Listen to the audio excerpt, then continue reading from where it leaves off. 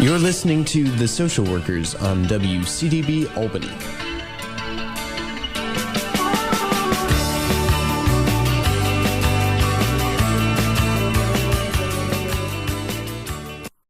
Welcome to the Social Workers Radio Talk Show. I'm your co-host, Alyssa Lotmore. Today we have Dr. Loretta Pyles. Dr. Pyles is a professor at the School of Social Welfare at the University at Albany and director of the PhD program. She is also a meditation and yoga teacher, workshop leader, organizational consultant, and activist.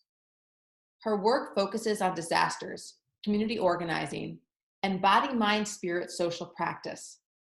She's the author of Healing Justice, Holistic Self-Care for Changemakers, Progressive Community Organizing, Transformative Practice in a Globalizing World, and author of Production of Disaster and Recovery in Post-Earthquake Haiti, Disaster Industrial Complex. So welcome, Loretta. Thanks so much for having me, Alyssa. So as mentioned in your bio, your area of focus includes self-care, personal wellness, and disaster response. Given what is currently occurring with the coronavirus, all of these areas are particularly relevant. So let's start off with personal wellness. As people find themselves home, fearful, adjusting to a new routine and different responsibilities, what are some ways that we can take care of ourselves physically and emotionally? Yeah, great question, Alyssa. I know many of us continue to be engaged in that inquiry around our own self-care. In some ways, it really is the basics of self-care that would be relevant in any context. What I call eat, move, and rest. In other words, we want to eat well, we want to move our bodies, and we also want to rest our bodies. So in some ways, it's really just continuing to engage in those things, but of course, we're kind of in a different rhythm with that. I would also emphasize spending time in nature. That's really a powerful healing force. Especially when we're doing it mindfully, we're looking at the trees, we're looking at the sky, we're taking in the fresh air, and we're doing it with awareness. It's really powerful. Another thing is certainly thinking about the ways that we are overwhelmed with information and social media. You know, certainly we want to limit that, set some boundaries around that for ourselves. We also want to stay connected to people as well. And of course, the technology allows us to do that in really unprecedented ways. So this is, I think, many people are finding the technology to be extremely profound in this moment. But generally, as far as like self-care practices, we're really looking for practices that will calm the nervous system. So we're so overstimulated in the moment, overwhelmed, confused, disoriented, lack of focus. That was a big one for me last week, was just this lack of ability to focus. So practices that can help us with that can be very useful. One that comes to mind is called Yoga Nidra. And Nidra just means sleep. So Yoga Nidra is the yoga of sleep.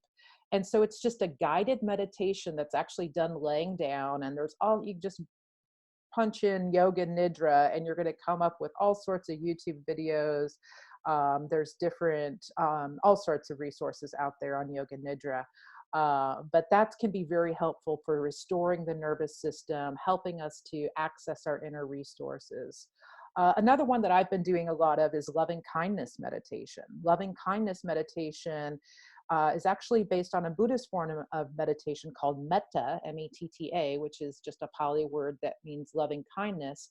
But it's actually been studied and is now an evidence-based practice, or at least there's some research on it, that it can help with a lot of powerful mental health outcomes. And so basically we're kind of retraining our minds in a compassionate orientation. So where you might be saying words like, may I be safe, may I be happy, may I be healthy, may I live with ease. And then you would say that for the people around you, for people that are in your life, and then extending it out beyond. So I've been saying it for the people who are suffering from coronavirus right now, for the people who are working on the front lines of this crisis. May you be safe, may you be happy, may you be healthy, may you live with ease. So just sending that energy can be really powerful, and it has a very healing effect on ourselves. So we may find that we have some people may be finding that they have more time right now on their hands. Some people might be finding they have less time on their hands. We may need to lower the bar a little bit on our self-care too in a time of crisis, when we're in these new situations. So we have to be careful in that regard, not to try to have overly high expectations of ourselves. It is like the old adage about the airplane oxygen mask, though. There's still a lot to be learned from that. That is that we have to pull our own oxygen mask on first before we put it on the person next to us who might need our help with that. So we really do have to still center our self-care, but sometimes we might need to lower the bar, or it might look differently, or we might be accessing parts of ourselves that we had forgotten about or didn't know existed. So it can be very powerful too. Also, I would just add to take not only a compassionate approach, just to have a lot of compassion for ourselves when we're stressed out and for others, but an inquiry-oriented approach. In other words, like taking an approach of curiosity and inquiry, noticing our patterning. We're likely during a time of crisis to be reinforcing or deepening our existing patterns, right? So I'll just talk about myself. So some of my patterns tend to be like kind of creating rigid structures for myself, compulsively doing things, compulsively wanting to help. And not that, having structure, not that doing things and not that helping are all bad, but when they're done in a way that's a little bit more rigid and compulsive, I'm able to notice that during this time. It's like, wow, I don't actually have to do that. Like I'm helping enough. I'm doing enough. I've accomplished enough for today, right? So just noticing our own patterns. And so it's just an opportunity to look at those patterns with curiosity and even a sense of humor. So I'll stop there.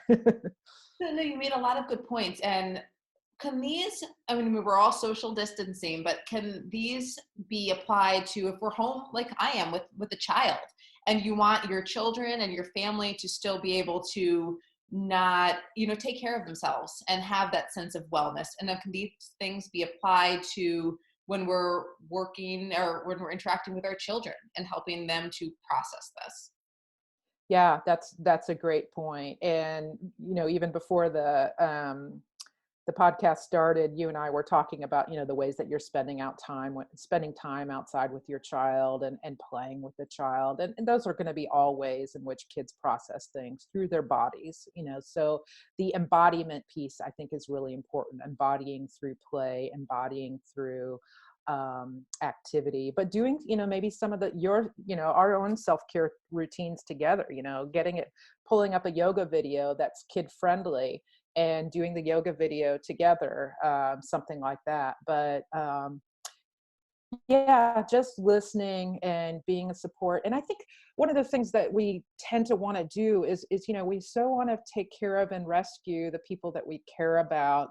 But we need to give them space to have their process, to have their journey, and trust that they're on their own journey too, and not to immediately come in and colonize their emotions. Like, let them have their space, let them have their emotions, and that will serve both parties.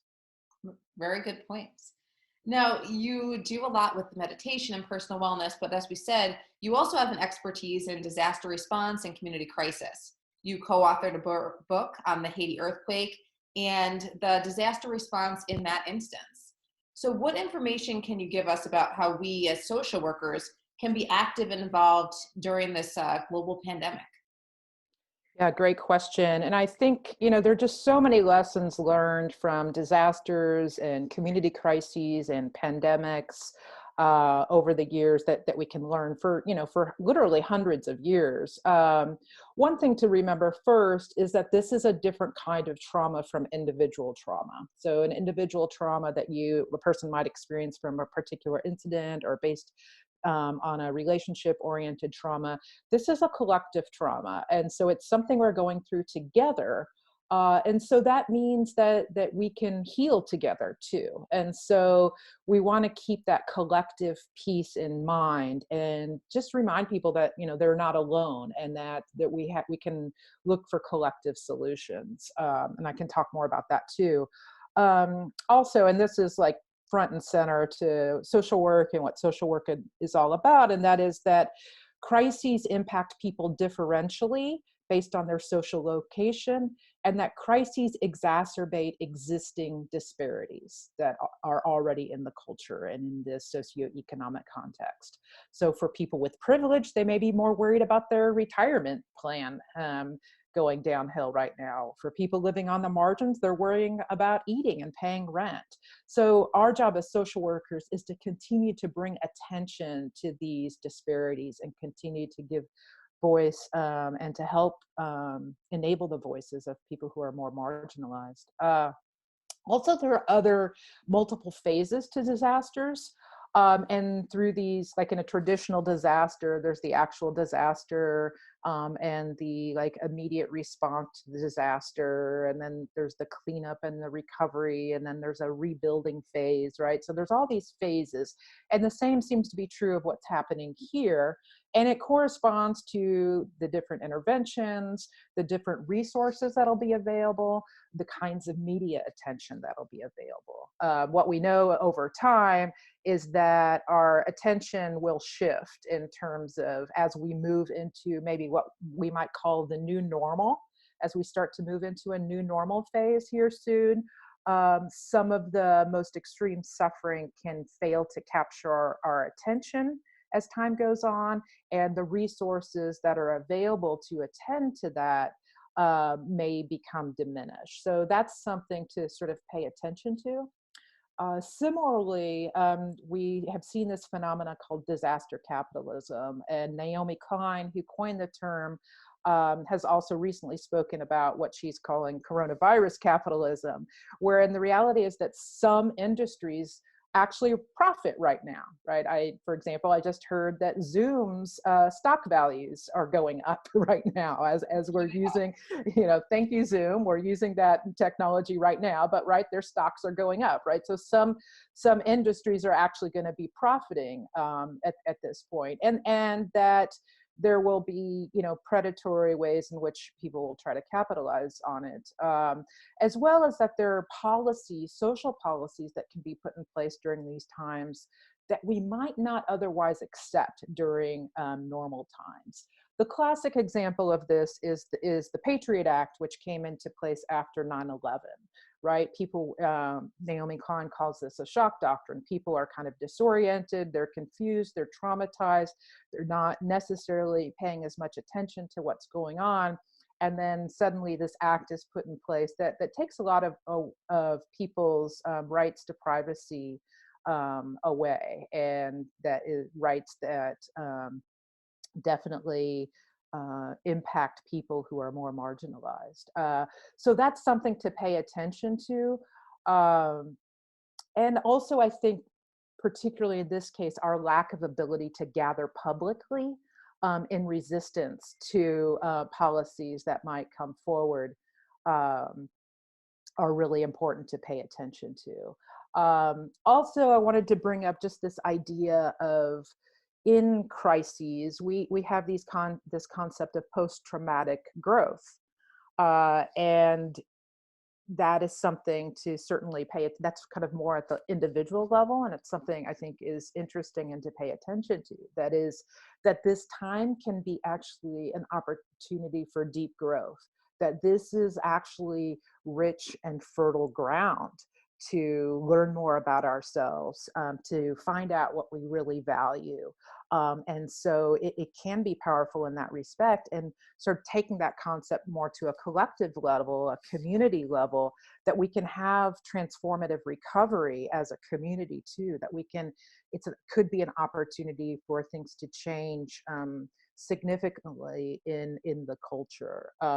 We call this a kind of liminal space, this space that's kind of in between periods of time, and in this liminal space, in this space where there's change and uncertainty, is where the possibility for transformation can come. So and what we know is that that's always a window that will eventually close again, right? Or to use the metaphor of a door, it's a door that will open, and we're in this potential opening for looking at different ways of doing things. But the reality is that it will close again, right? So what can we, what can we make of this in this time? And so all in all, social workers can be attending to all of these kinds of things as advocates, as supporters and facilitators of people's, individual and collective well-being. Well, there's so many things going on right now. So I liked how you worded that this can be an opportunity for positive change, and how can we do this collectively as a community moving forward. So that's something, sometimes with all the news and the media coverage, it's a lot, sometimes we see so many negatives, and we don't want to get pulled into that as we're trying to care for ourselves, as we're trying to look forward. So I like how you mentioned we can come together as community and make change, even if we can't gather in large groups, which we're used to for making change, coming together, doing a rally or something like that, where we're joining together, but we can do these in different ways right Exactly. now. So this is not going to be a quick shift back to normal life. Not like, sometimes, like you said, there's a disaster and then we work on the rebuilding, but this is something that's sort of going to be going on for an unknown amount of time. So the self-care is critical as we journey through the upcoming weeks and months. So how can we continue to take care of ourselves and manage our stress when, in addition to the virus, we might be worried about losing our jobs, the economy, and all of these other aspects that are out of our control? Yeah, it's a good question, and I'd really like to answer that by bringing forth the work of climate change scientists and activists. I've been really drawn to thinking about climate change in this moment, and how what we're doing here might help point us in a direction of how we might attend to climate change. And he talks about something, his name is Jem Bendel, and he talks about something called deep adaptation, that we need to engage in three processes, or engage with three different considerations to like deeply adapt to climate change. And again, we can think about this process as a kind of deep adaptation. And he talks about three things there: resilience, relinquishment, and restoration. And I'll just say a few things about each one. Resilience asks us to think about what we really want to keep. So what is it about our lives individually and collectively? And these are always both individual and collective inquiries. What it is that we really want to keep in place. Like, what do we really value? For me now, I've been thinking a lot about my relationships, and also been thinking about like technology. It's like, yeah, technology is something we really want to keep. It seems to be helpful and supportive. And then thinking the second one is about relinquishment. It asks us what we need to let go of in order to not make matters worse. So right now, we're all being asked to give some things up, right? We're relinquishing some things. Some of these things we are going to want to reclaim at some point, but some of these things, it's a great opportunity to inquire into, like, what do I really not need right now? What do we really not need as a culture? Do we need to be doing so much driving? Do we need to be doing so much shopping? Right? So there's a lot of opportunity here in terms of this inquiry into relinquishment. And certainly the social distancing at this point is something we need to engage in order to not make matters worse. And then the third one was restoration. It asks us to rediscover the attitudes and approaches to life that we want to bring back. So what is it that we've lost? Like, what is it that maybe our ancestors knew that we have lost touch with? Like, what do we want to bring back from the past that might really help us now? Whether it's our relationship with the environment, or some other practices that we have engaged in the past as a collective human species. For me right now, I find myself really focused on planning and beginning to work on a big garden in my yard, using permaculture techniques, which are kind of more in relationship with how nature works. So I'm really excited about that. It's like, feels like something I want to go back and reclaim in terms of how our ancestors evolved. So that's kind of what I'm thinking about in terms of like reframing this idea of self-care as a form of deep adaptation at this point. There's a lot going on, and I think everyone is processing it in their own way. But thank you for giving resources and tools and sort of an outlook that other people might not be thinking about, as how we can use this as an opportunity for change and for growth. So is there anything else you'd like to add to our list for our listeners to know as they are traveling through this unknown time? I mean, it's an interesting time. Even my daughter was like, "Mommy, really, what's going on?" And I'm trying to explain it to her, but it can be so hard to put these into words, all the feelings and emotions. And, she likes being out of school, but at the same time, she knows something's wrong. So it's like helping her to process this. So is there anything you'd like to add as we're all going through our own sense of processing and trying to understand and move forward? Yeah, thank you for that question. And I guess the one thing I would just add would just be reminding us that our ancestors survived through crises, through very dangerous situations, for literally thousands of years. And so crises aren't new to the human species, and we can call on their wisdom. Um, our mainstream culture tends to be very disconnected from the wisdom of our ancestors.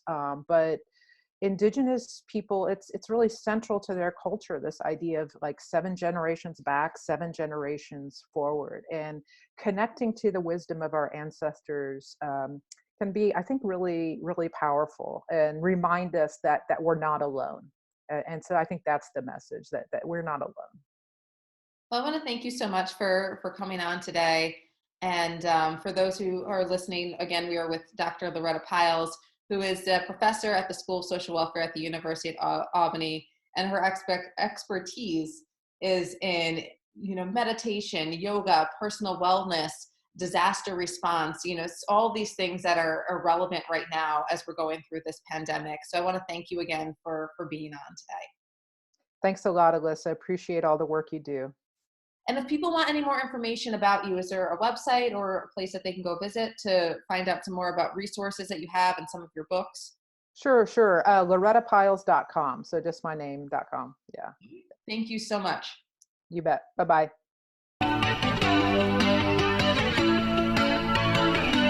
You're listening to The Social Workers on WCDB Albany.